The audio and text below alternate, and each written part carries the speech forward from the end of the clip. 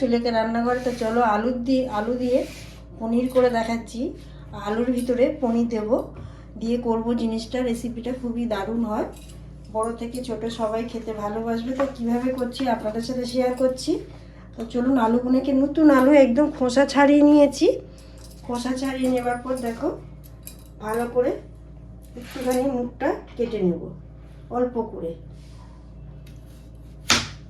দেখো এরকমভাবে কেটে নিয়েছি। কেটে নিয়ে যে আলু ছাড়ানো দিয়ে এটাকে আস্তে আস্তে কুড়ে কুড়ে ভিতরেরটা বের করে নেব সুন্দরভাবে। আর এই রেসিপিটা দেখবে ভাত দিয়ে কিংবা রুটি দিয়ে খুবই ভালো লাগে, পরোটা দিয়ে। আর নতুন যারা দেখবে বাইরের থেকে আসছে তাদেরও করে খাওয়ালে তারাও খুশি হবে।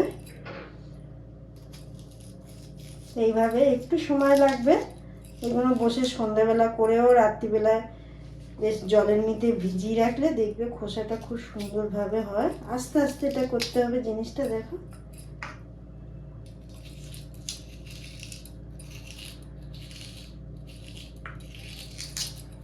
খুব সহজ, দেখো হয়ে গেছে পুরো তৈরি।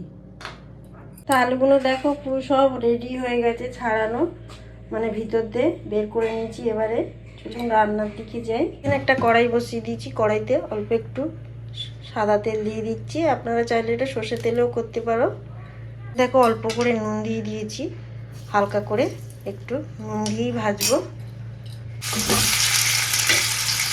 আলুটা দেখো ভালো করে নুনের ওপরে দিয়ে দিয়েছি। এদিকে আলুটা ভাজা হচ্ছে, দেখো পনিরটাকে বের করে নিচ্ছি। আলুটা পুরো ভাজা হয়ে গেছে একদম। তো এবারে গ্যাসটাকে বন্ধ করে দিলাম। দেখো এখানে আলুটাও ভাজা হয়ে গেছে। এখানে মশলা নিয়েছি জিরে, লবঙ্গ, দারচিনি, একটু জয়ফল আর এলাচ, আর একটু নিয়েছি জয়ফলটা একটু গ্রেট করে দেবো এটার মধ্যে দিয়ে। এই মশলাটাকে ভালো করে ভাজবো শুকনো খোলায়। এটাকে একটা ফ্রাই প্যান বসিয়ে দিয়েছি, দিয়ে এগুলোকে ভেজে নেব।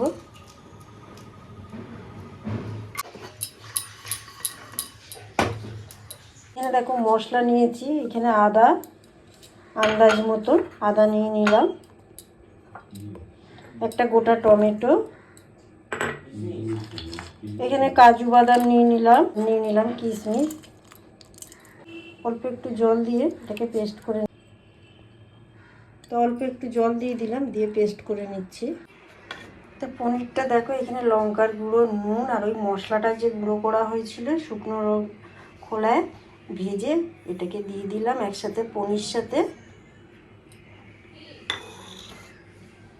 দিয়ে এবারে হাত দিয়ে ভালো করে, তা দেখো এইভাবে সব পুরগুলোকে ভরে নিচ্ছি। একদম মশলাটাকে ভালো করে হাত দিয়ে মাখিয়ে নিলাম, নিয়ে এইভাবে সব কোটাকে পুর ভরে ভরে যে রেখে দিলাম। দেখো এখানে তেজপাতা আর গোটা জিরে আমি ফোড়নে দিচ্ছি।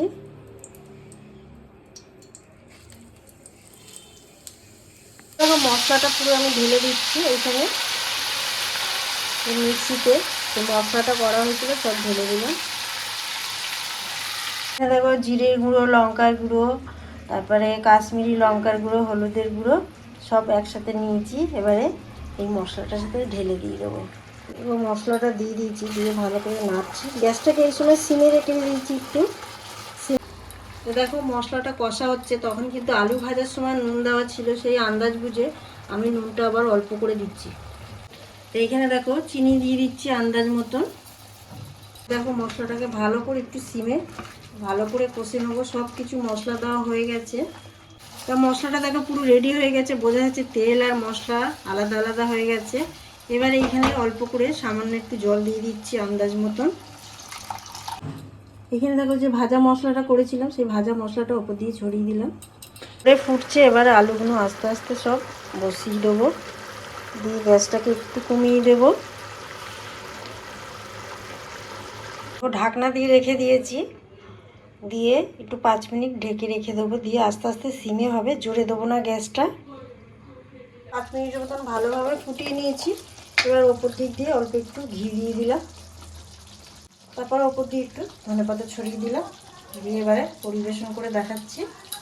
দেখো সব তুলে নিলাম। দেখো পুরো একদম হোটেলের মতন স্টাফ আলু পুরো রেডি হয়ে গেছে। আর অবশ্যই দেখে যদি ভালো লাগে চ্যানেলটাকে সাবস্ক্রাইব করবে, পাশে থাকার অনুরোধ রইল।